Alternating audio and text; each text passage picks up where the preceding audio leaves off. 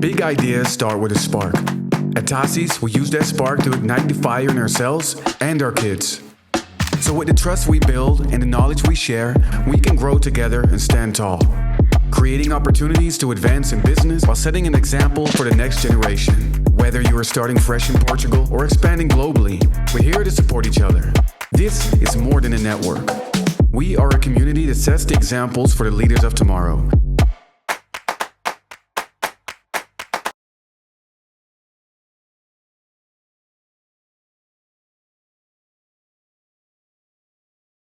We're going to have a quick fire kind of start.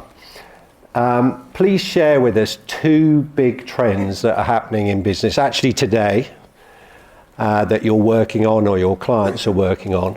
And maybe we start here. Sure. I'd say the 2 are, one is having a secret second brain helping you all the time. Yeah.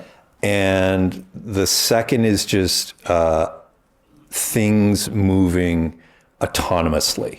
So not just automated, but autonomously. And that is sort of the goal of many businesses. Give me an example of that last one, thanks. So I've been working in and around software for the last 20 years. And when you sold business software, your goal was to have people in your system doing things all the time. And that's just flipped on its head. Now, software businesses are struggling and pushing to have people not have to use their software because it runs autonomously. Yeah, great. Jason? I think for me, at a macro level, 3 billion people are now using large language models like Gemini, ChatGPT, Perplexity, etc. In context, that's the EU, the US, and the population of China combined, plus another billion. So I think there's no other technology in the history of humankind that's been adopted more quickly, like faster than the wheel, the internet, smartphones, etc. So that's a trend that I think businesses are really just beginning to grapple with because it's happened so quickly. Like it literally is in the past 6 months that I've seen brands really trying to confront this. I think the second one is around the influence of these large language models. So more than friends, family, or social feed, LLMs influence buying decisions, and businesses are just beginning to grapple what that really means. Like either a massive, massive threat or a huge opportunity. Yeah, it'd be great to learn a bit more about that as we go forward. Emma? And I would stay a little bit on the macro as well. I think we're all super aware of the geopolitical disruption at the moment, uncertainty, of course, that all businesses are suffering or tackling, having to tackle that. Particularly if you manufacture products somewhere and you have to ship them somewhere else, huge challenges with that. Not to mention tariffs and so forth that we're all aware of. And then I guess the second one, obviously underpinning all of this is data. So it's speed of change, adoption of data, and the value of data. And so it's really a rush to own that data and develop that data in a way that you can monetize moving forward. Great, Raul. Well, I had exactly this, but I came up with 2 more because since I knew I was the last one. So here are those. The geopolitical risk. And Emma just mentioned the uncertainty. It does affect everybody, all the businesses. And in banking, for example, and in logistics as well, and e-commerce. It drives people to stay at home, not to spend money, so it reduces consumption, it reduces investment of businesses. So all these tariffs things is not just a bit something that is in the news, it actually makes a big difference. And so how do you prepare for that? How do you protect your value chain? How do you keep your customers on board? The other one is one that we kind of almost forgot, sustainability. And since 10 years ago, since Paris 2015, there were a lot of commitments, a lot of things moving. Actually, society rallied behind because it kind of tells a lot to people, a healthy planet, and it came out a bit out of fashion, but it is actually pretty central in many businesses, and it does continue. So the hype has gone away, but actually the sensible businesses are still working on that. And this is something that in banking we are working a lot on. Yeah, it's nice to hear actually, because one thing I was thinking about is 10 years ago, if you didn't have sustainability at your core, your customers or your customers' customers and even your employees didn't want to work for you or buy from you. And all I hear about now is AI. is there a chance that sustainability gets pushed to the side in this big chase now for the next few years? And that's this point about the hype. Now you cannot position sustainability as your purpose, your strategy, whatever. But actually many businesses are investing in decarbonizing their value chain, and they need an amazing quantity of investment. And so for financial services, this is very, very important. And so this is hardcore sustainability programs that are happening. And it's not just Europe, it's actually Latin America as well.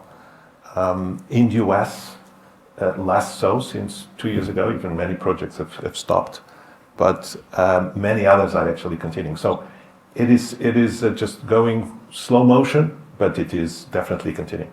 all right, that's good to hear.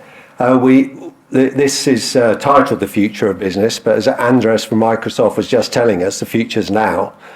So if I was to parachute into one of your management meetings or one of your client meetings, give me an example of what you're working on right now, or you did it in the last 3 months that is impacted by AI. You did touch on them, but let's start with you, Jason. I get a couple of examples. I'm Red Bull. I have massive market share in physical distribution, in online distribution. Help me understand why that's not being replicated by LLMs recommending Monster Energy as an alternative. And so I think for a lot of brands, they don't understand this asymmetry between I've got share in one channel, why don't I have the same commensurate share in this new LLM channel? So that's definitely kind of a real world problem that a lot of larger brands are dealing with. And I think similarly as well, another one is around, I'm Adidas. Pinpoint for me the sources that Gemini or ChatGPT is using to make its recommendations. So, that's Reddit, that's YouTube, that's Amazon. Those are the sources being used by the LM to make a recommendation for Nike instead of Adidas. And so these are real world problems of brands struggling to understand their space in a channel that's now got 3 billion people, and how to identify and automate some of the actions needed to grow share, therefore translate that growth into revenue or kind of a bottom line profitability. So those are two specific examples I'd point to. Yeah, you touch on profitability and revenue. It's great to look into the future, but we've all got to hit this month, this quarter, this year. Otherwise, we won't be in the jobs that we're in. So to what degree of speed of change is a consumer searching?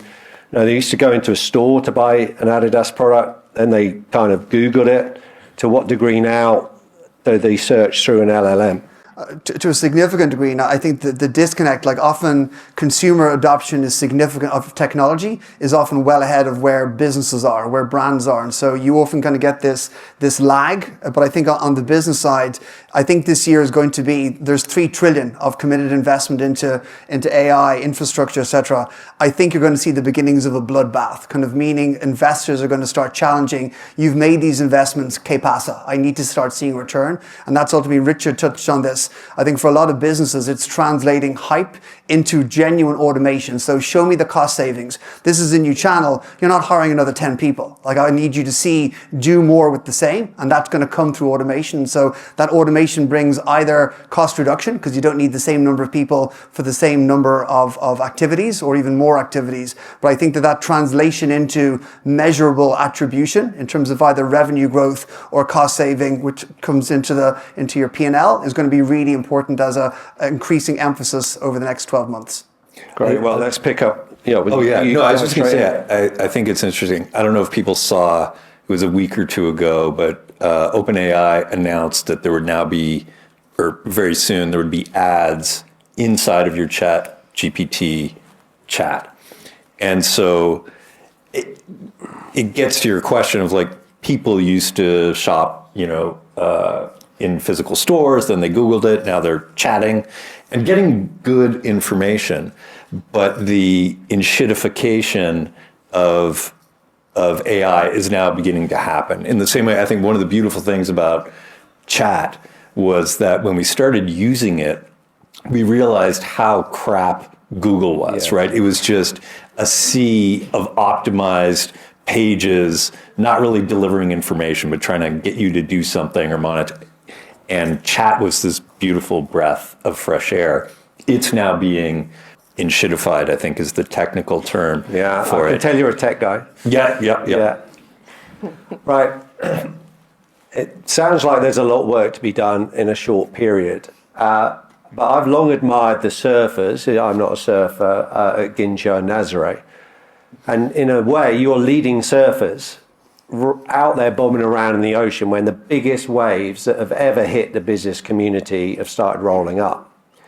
And how do you choose which wave is too early for a business, which wave is the right one, and which wave even to leave to others? Because we can't do all the AI all the time.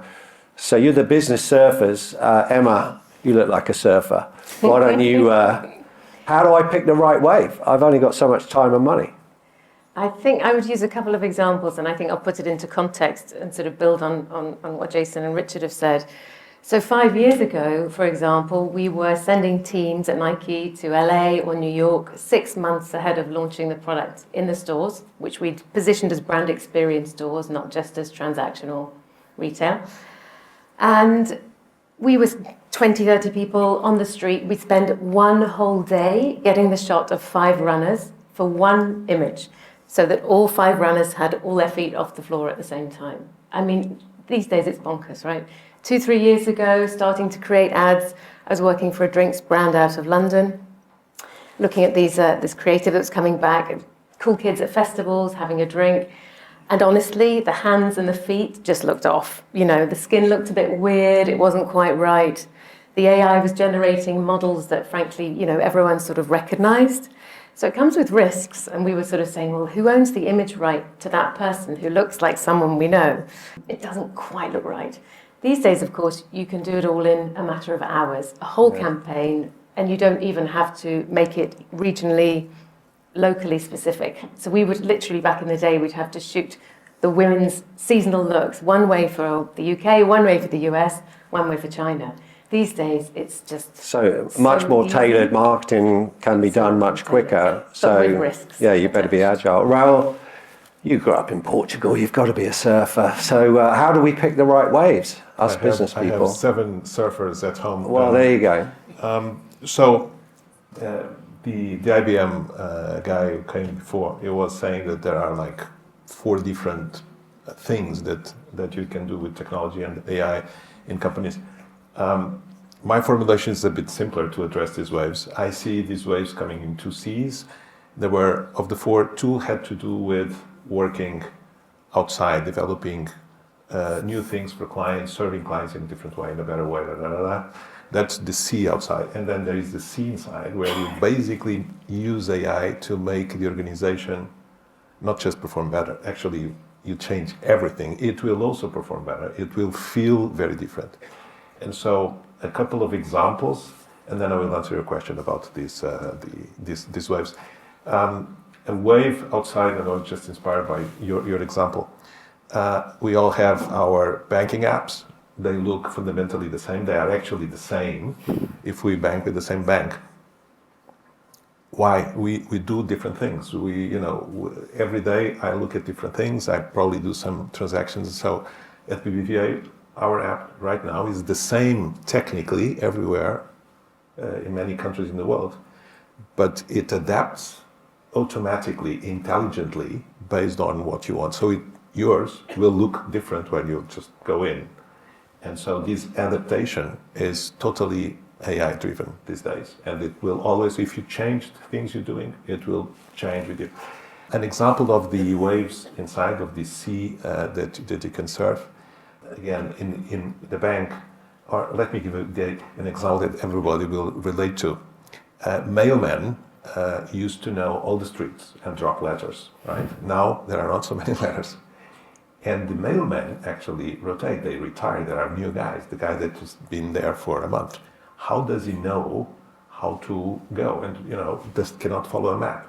These days, there is a brain that actually, based on the specific letters that he has to develop, that he has to deliver, defines the route automatically, right? And so, of course, also for parcels, but that's easier, but for letters, much more difficult. Even when, some letters in the countryside, they don't have an address. They say the yellow house by the church, and so you can also do that with the brand. So, and this is, of course, making the organization way more efficient, right, in everything. And it will end up being very different. Now, how many of these waves you take? My answer is you take as many as you possibly can, because many of them you will fail, right? And what you need to do is to experiment and fail fast and try again, and you try with small wave, don't making any, and then if it works very well, then you do many of those, right? But there's the notion of a portfolio. You cannot just pick the winner wave or the winner trick. You just, you're out in the sea all the time. Yeah, I guess don't pick a wave that's going to kill you, but pick plenty to learn to surf even better, I guess. Let's move on to competition now. We all know capitalism thrives on competition. With all these new super AI-based tools available very cheaply to pretty much everybody, are we about to see a rapid rise in competition for most businesses, and big businesses are in trouble? How would you? I don't think so. So I think if you look at where, sort of in the value chain, where the frontier models are coming from, the AI models, those were sort of startups and then got copied inside of large companies. But I think what is happening right now is the sort of proliferation of builder tools. Like this era at the application level in AI is builder tools. And they're at the point where if you want to code, design, we're sort of maybe 3 or 4 months away from, if you can think of it, if you can have the idea, it can be built relatively immediately without any particular skill. So the idea to digital product or service or whatever is collapsing. And then you can imagine with robotics, from idea to physical instantiation of a product or idea, like that is coming very soon. So, and those tools are all, oddly enough, $20 a month, right? And so it doesn't give any particular advantage to anyone because these are just so broadly available. So then how do ideas spread? And there, you distribution is really important. It sounds sort of boring, but distribution and distribution power becomes very important. So it's like good ideas are everywhere and cost nothing to make. How do they get into people's hands? Well, if you are Google or Facebook or ExxonMobil, you're going to have a much easier time, given that the cost of the idea and its production is now close to zero. So is that a case then for the bigger companies just get bigger and more power sits with fewer companies? I think so. I think it'll be a moment where disruption can happen. Okay. Meaning, large companies don't adapt quickly enough, and there'll be someone to jump in. There'll be 1,000 other companies formed waiting to jump in. But I think in general, this is a strange technology in that it advantages incumbents, large incumbents. Yeah, Jason, what do you think? Same thing really about the small companies with more agility, but these big ones with all this distribution power? Yeah, but it's not just distribution. I think most of the larger enterprises that have succeeded in the past 10, 15 years in terms of a digital transformation have typically demonstrated an atypical level of agility. And I think what Richard's describing says if you have distribution and you've demonstrated previous agility, you're kind of you're advantaged, if you will, in terms of what's going to happen next. I think for startups, for smaller companies, it's all about kind of finding a niche. So I think leaning into kind of to the long tail, where ultimately established companies tend to cater to the masses, right? And so I think that there is still opportunity for smaller players, but it's hard. Like, just to be kind of candid, everybody talks about experimentation. If you're a startup, there's fucking 3 of us. We've got limited time for experimentation. If there's 30,000 people at L'Oreal and each of them is used to doing some experimentation and that can be diffused or distributed, that's a lot of advantage. So it's not easy. Yeah, great. And I would add to that, I think it depends sector by sector. We're seeing generally lots of convergence. So if you look at sport, fitness, tech, spa, health, wellness, longevity, there's a lot of convergence in this space, underpinned by tech, underpinned by data. If you look at pharma, biotech, they've suddenly woken up to the longevity movement that's happening, which is driven by startups who are racing to own data and personalized data. And then you've got the sort of this mess in the middle. So big corporates have to be aware of where their gaps are, what they're missing, and move quickly, whether that's through infrastructure powered by AI, or whether that's through acquisition of other organizations, smaller companies that they can acquire, to fill those gaps in order to remain competitive, because AI doesn't reward size. The last point is the notion that scale, if you can find a niche and if you can then scale it. I mean, think Revolut, for example. I don't want to create a bit of advertising here for them, but it's actually attacking in so many markets, right? And so it takes banks a lot of effort to defend the franchise. The evaluations around this, the ability that they have to invest. Now, for that one example, Revolut, that everybody knows, there are, to your point, like not dozens, thousands of failed fintech, right? And so it is a very exciting thing, but its mortality is really very, very high. And think the car industry, right? You had an attacker like Tesla, and you see now the very well-established manufacturers, European ones as well, with great products that suddenly, are suffering a lot. And then you bring the Chinese, and then attacks everybody. So some of these industries have dynamics that very well-established players suddenly can seem very vulnerable. So again, I agree. I think if you do very well, if you are agile, if you're bold, it's a big advantage. But if you're not, you can go down even faster. So the bloodbath can be very, very dirty. Yeah, I love the examples of the here and now that you're giving us to show that this is real and how to surf these waves and like buyer behavior. Until I met you and we talked about this, I had no idea, but it made such great sense that everyone's just switching so quickly.